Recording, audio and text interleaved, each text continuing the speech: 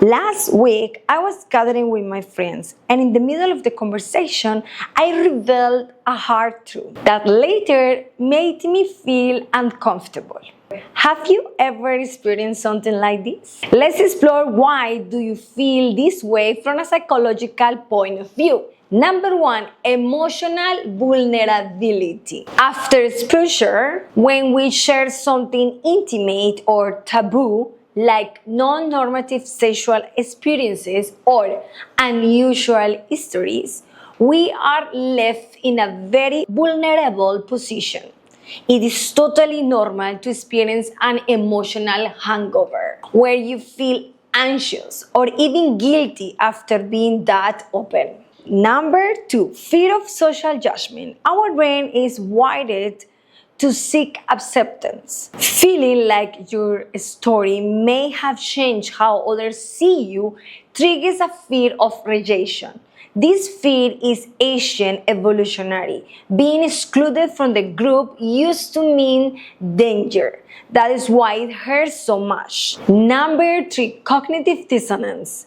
That uncomfortable feeling when your values or desires, like I want to be authentic versus I want to be respected, are in conflict. Sharing what you live was in line with your true self, but now part of you is wondering, what if this changed how they see me? Fourth, fear of breaking a carefully built image.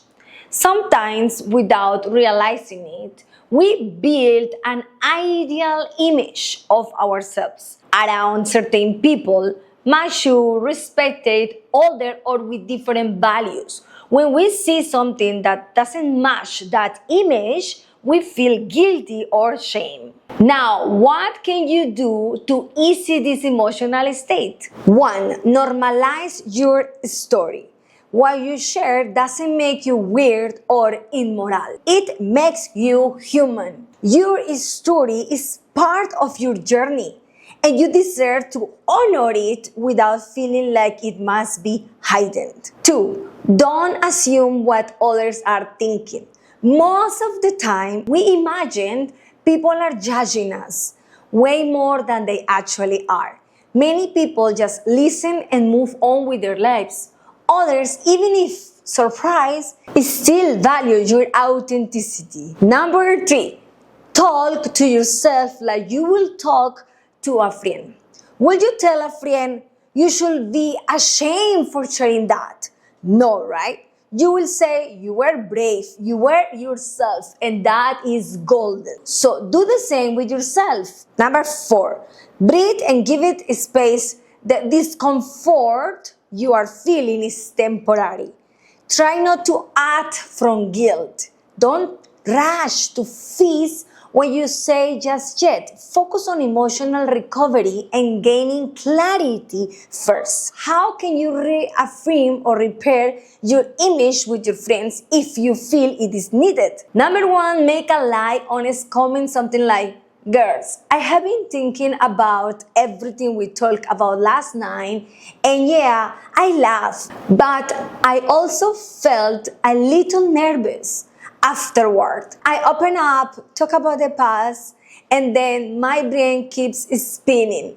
But thank you for being a space where people can speak freely. That doesn't happen everywhere. This shows self-awareness, softens the topic, and reinforces mutual respect.